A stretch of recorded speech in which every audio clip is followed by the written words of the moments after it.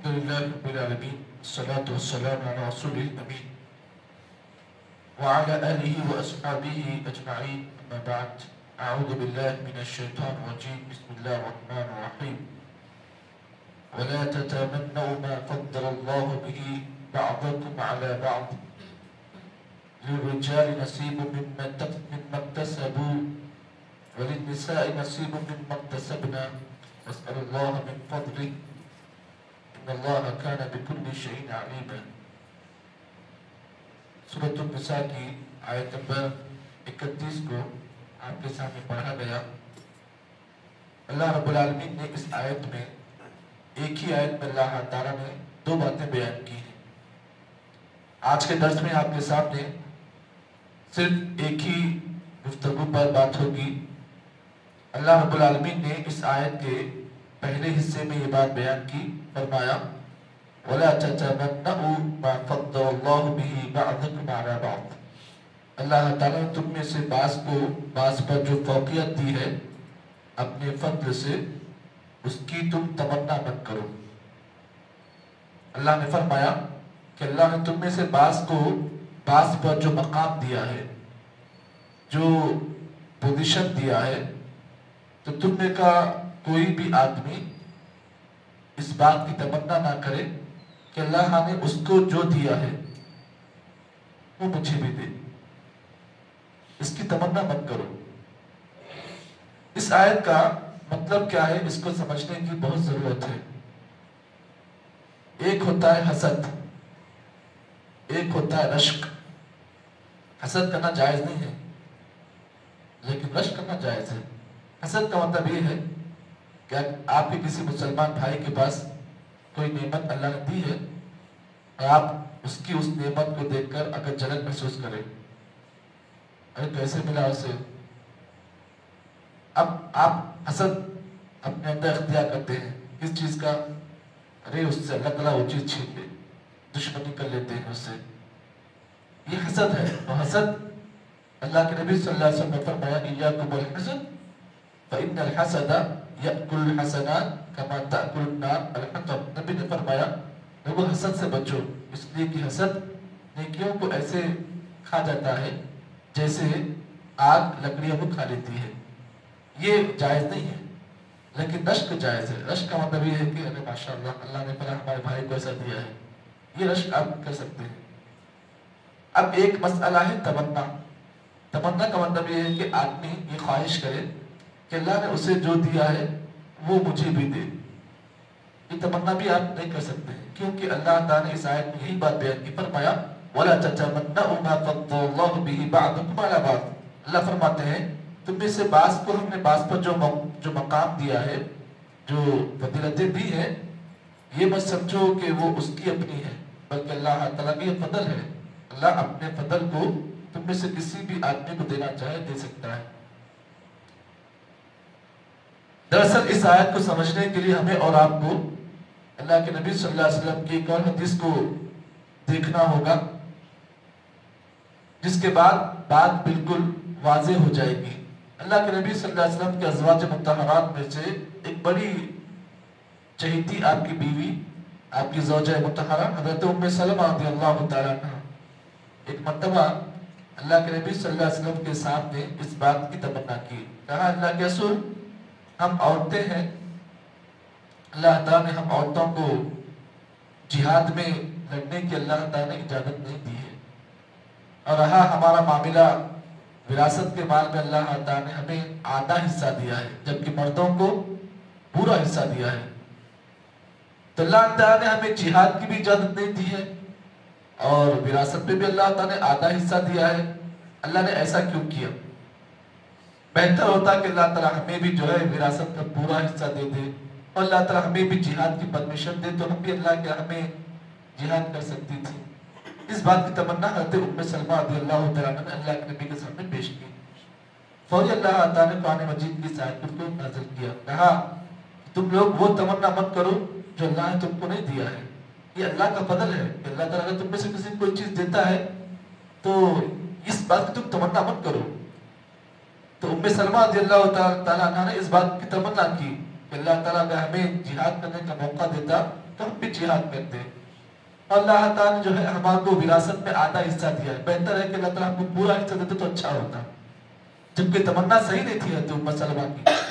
تمنا کی تو اللہ تعالیٰ نے اسی موقع پر قرآن مجید کی اس آیت کو اللہ کے نبی پر نازل کیا. کہا اللہ رسول بعض لوگ یہ تمنا کر رہے ہیں کہ اللہ تعالیٰ نے جو ہے جہاد کی اجازت دے, بعض یہ تمنا کر رہے ہیں کہ وراثت میں ان کو پورا حصہ ملے, جبکہ اللہ تعالیٰ کا یہ فضل ہے. اللہ تعالیٰ جسے چاہے اپنے فضل سے جو چاہے دینا چاہے, اللہ تعالیٰ کی مرضی ہے اللہ تعالیٰ کی. لیکن تم اس بات کی تمنا مت کرو. اب یہاں پر ایک اور بات یہ بھی آپ یاد رکھیں کہ انسان کو اللہ کی طرف سے جو بھی نعمتیں ملتی ہیں, انسان اس کو اللہ کی تقدیر سمجھ کر اس پر راضی ہو جائے.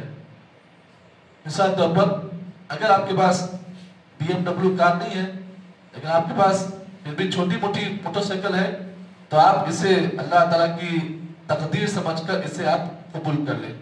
نہیں میرے کو وہ چھونا, اب اس کے لیے آپ محنت کریں گے. ہو سکتا ہے کہ ایک دن آپ کی جان جائے گی لیکن وہ چیز ملنے والی ہے جو آپ کو نہیں مل سکتی. آپ چاہیں کہ وہ چیز مجھے چاہیے, لیکن اللہ تعالیٰ نے اگر آپ کے مقدر میں وہ چیز نہیں رکھی ہے تو آپ ہزاروں محنتیں کر لو لیکن وہ چیز آپ کو نہیں ملے گی. کیوں؟ اس لیے کہ یہ چیز اللہ کی تقدیر پر ہے کہ اللہ تعالیٰ جسے جو دینا چاہے وہ اللہ کی مرضی ہے. آدمی اگر اپنے طور پر یہ فیصلہ کر لے کہ نہیں مجھے وہ چیز چاہیے, تو پھر ہو سکتا ہے کہ آدمی کی ایک نہ ایک چیز اس میں جا سکتی ہے. یا تو آدمی کی جان جا سکتی ہے یا تو آدمی کی اپنی محنت اس میں جا سکتی ہے, لیکن وہ چیز اسے نہیں ملے گی. کیوں؟ اس لیے کہ یہ اللہ تعالیٰ کا فیصلہ ہے, یہ اللہ تعالیٰ نے تقدیر بنائی ہے. اور آدمی کو اللہ نے جو کچھ دیا ہے, جتنا بھی دیا ہے, آدمی اس کو اپنے لیے بہتر مان لے یہی اس کے لیے سلامتی کا ذریعہ. لیکن اگر کوئی آدمی یہ چاہے کہ نہیں مجھے وہ بھی چاہیے, یہ اللہ تعالیٰ کی تقدیر کے خلاف ہے, کیونکہ اللہ تعالیٰ نے فیصلہ اس کے مقدر میں وہی کیا ہے. اور آدمی اسے اپنے لیے بہتر سمجھے, جو کچھ اسے ملا ہے, روٹی چٹنی یا مرچی روٹی جو بھی اسے ملا ہے, آدمی اسے اپنے لیے بہتر سمجھ کر زندگی گزار لے, اسی میں اس کے لیے بہتری ہے. اور جب کبھی یہ چیز آپ کبھی دماغ میں آپ کیا رہی ہے کہ اللہ نے اسے جو دیا ہے مجھے کیوں نہیں دیا ہے, یا پھر کبھی کبھار آپ زندگی کے اندر کبھی آپ دیکھو گے کہ ایک مسلمان بھائی ہے جو نہ نماز پڑھتا ہے, نہ روزے کا پابند ہے, نہ اللہ کے احکامات پر زندگی گزارتا ہے, لیکن پھر بھی اللہ تعالیٰ اسے نوازتا ہے دولت کے نام پر, یا پھر بلڈنگوں کے نام پر, یا پھر جائیداد کے نام پر, یا پھر گاڑیوں کے نام پر اسے اللہ تعالیٰ نواز رہا ہے. آپ کبھی بھی اس کو دیکھ کر اپنا دل چھوٹا نہ کریں کہ ارے میں تو نمازی ہوں, پنج وقتہ نمازی ہوں, میں اللہ تعالیٰ کے احکامات پر زندگی گزار رہا ہوں, لیکن اللہ تعالیٰ مجھے وہ چیز کیوں نہیں دیا. زندگی میں کبھی کبھار اگر یہ چیز آ جائے کہ اگر آپ اوپر کے لوگوں کی سوچ رہے ہیں, تو پھر ایک مرتبہ اس حدیث پر آپ کی نگاہ ہونی چاہیے. نبی اکرم صلی اللہ علیہ وسلم نے فرمایا انظروا الى من هو اسفل منكم ولا تنظروا الى من هو فوقكم فهو اجدر الا تقدروا نعمت اللہ علیکم. نبی اکرم صلی اللہ علیہ وسلم نے فرمایا, دیکھو یہ حدیث اس لیے میں آپ کے سامنے اتنا سلو بول رہا ہوں تاکہ آپ سمجھیں بات کو. نبی نے فرمایا انظروا الى من هو اسفل منكم, لوگوں زندگی میں ہمیشہ اپنے سے کمتر لوگوں کو دیکھو, جو اپنے سے کمتر ہیں ان کو دیکھو, ان کی زندگی دیکھو کہ وہ کیسا سو رہے ہیں, وہ کیسا کھا رہے ہیں, وہ کیسا پی رہے ہیں, اس کی زندگی کا حال کیا ہے. ہمیشہ زندگی گزارنے کا طریقہ یہ ہے کہ اپنے سے کمتر لوگوں کو دیکھو. وَلَا تَنْظُرُوا إِلَىٰ مَنْ هُوَ فَوْقَكُمْ, زندگی میں ہمیشہ اپنے سے اوپر کے لوگوں کو مت دیکھو کہ ان کی زندگی کا لائف اسٹائل کیسا ہے. ہالی ووڈ ہے, ٹالی ووڈ ہے, ہالی ووڈ ہے, ان لوگوں کی زندگی کو آپ مت دیکھو کہ ان کی زندگی کیسی ہے, ان کی صبح کیسی ہے, ان کی شام کیسی ہے, ان کا عیش کیسا ہے. وَلَا تَنْظُرُوا إِلَىٰ مَنْ هُوَ فَوْقَكُمْ, اپنے سے اوپر کے لوگوں کو مت دیکھو. فَهُوَ أَجْدَرُ, اللہ کے نبی فرمایا بہتر یہ ہے کہ تم اپنے سے اگر نیچے کے لوگوں کو دیکھو گے فَهُوَ أَجْدَرُ, تمہارے حق میں بہتر ہے. اللہ تَذْكُرُوا نِعْمَتَ اللَّهِ عَلَيْكُمْ, اگر تم اپنے سے اوپر کے لوگوں کی زندگی کو دیکھو گے تو تمہارے اندر اللہ کی نعمتوں کی ناشکری کا جذبہ پیدا ہو سکتا ہے. اسی لیے معلوم یہ ہوا ہم کو اور آپ کو چاہیے اللہ تعالیٰ کی صحیح معنی میں نعمتوں کی قدر یہ ہے کہ آدمی جو بھی نعمت مل رہی ہے, नेमत के मिलने के बाद आदमी अपने से कमतर आदमी को देखे, उनकी जिंदगी को देखे। नेमत मिल रही है आपको, और अगर नेमतों पर नेमतें अल्लाह नवाज रहा है, लेकिन फिर भी अपने से ऊपर के लोगों की आप सोच रहे हो, तो फिर होता ये है कि अल्लाह की नाशुक्री का जज्बा आपके अंदर आ जाता है। अब यहाँ पर एक और मसला ये भी याद रखें कि कोई आदमी है, अगर अल्लाह ताला उसे तरक्की पर तरक्की दे रहा है, अल्लाह ताला उसे ओहदे पर ओहदे दे रहा है, अल्लाह ताला उसे पोजीशन पर पोजीशन दे रहा है, तो इसमें आदमी का कमाल नहीं है। अल्लाह ताला क्या फरमा है, वला ततमन्नौ मा फद्दलल्लाहु बिही बअदकुम अला बअद। अगर अल्लाह ताला आपको माल दे रहा है, आपको नेमतें दे रहा है, इसमें आपका कमाल नहीं है, बल्कि अल्लाह का फजल है। अल्लाह ताला जिसे चाहे अपने फजल से नवाजता है। इसमें आदमी ये ना सोचे ये मेरी मेहनत है, ये मेरा अपना इतना मैं टाइम दिया, इतनी मैं मेहनत करा, नहीं, ये आदमी की मेहनत इसमें कमाल नहीं है, बल्कि अल्लाह का फजल है। दुनिया में बाज लोग ऐसे भी हैं जो आप तो 8 घंटे मेहनत करते, नौकरी करते हो, लेकिन बाज दुनिया में ऐसे भी हैं जो 20-20 घंटे मेहनत करते हैं। जी, 20-20 घंटे मेहनत करते हैं, लेकिन वो चीज उनको नहीं मिलती है। और आप 8 घंटे मेहनत कर रहे हो, आपको तनख्वाह जो है माशाअल्लाह 1 लाख के ऊपर मिल रही है, इसमें आपका फजल नहीं है, बल्कि अल्लाह का फजल है। अल्लाह ताला आपको दे रहा है, नवाज रहा है। जी हाँ, इस पर आपको शुक्र अदा करना चाहिए। लेकिन बात दुनिया में ऐसे भी है जो आज दुनिया में इतनी मेहनत करते हैं लोग, लेकिन जो आपको मिल रहा है ना, उसका 1% उनको मिलता है इतनी मेहनत करने के बाद भी। तो मालूम ये हुआ, कभी भी आदमी के अंदर ये गुमान नहीं होना चाहिए कि मुझे जो